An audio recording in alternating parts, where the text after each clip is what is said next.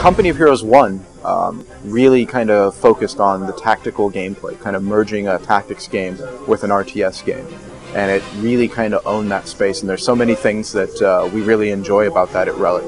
And so what we wanted to do to provide a new experience is build upon that with the things that we liked and tell a new story. And so with Essence Engine 3, we're able to use things like the True Sight line of sight system to add new gameplay, things like flanking to give the player new tools, different routes to the enemy, different ways to escape a vehicle, all sorts of possibilities. In addition to new visuals, new animations for characters, the way they move through snow, and it actually affects the way that they're moving and they're trudging through it, all the way to the story. And so we dug deep into what we wanted to do, and we felt that the Eastern Front was really compelling. And so all of those things, I think, really go to make it a new experience. Well, we're always afraid of making a boring or slow game. So luckily, I don't think that's been too much of a concern, because we focus on realism for things like the look and the tone and the feel. But when it comes to gameplay, what we're more concerned with is the authenticity of the experience, that soldiers are able to play like soldiers, not necessarily realistic, that they have to sit in a hole for 3 hours until the enemy shows up, but more authentic in the experience of what they do and their roles and how they use their weapons and how they move on the battlefield. And so I think as long as we live there, we're pretty comfortable with that space.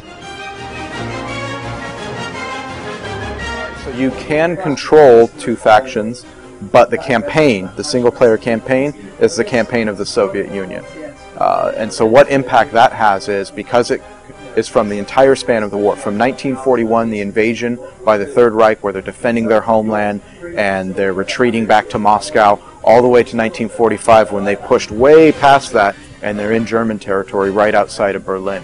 And so it impacts everything from the beginning of the war. The Red Army pretty much lost almost every battle. To the end of the war, they had swung the tide the other way, to where they were steamrolling through kind of the last German divisions. So it impacts it in a lot of meaningful ways. I think Company of Heroes 2 offers a bunch of new situations just by having the Red Army in the campaign. You get all sorts of different things like Order 227, the Soviet doctrine of never retreating, not one step back.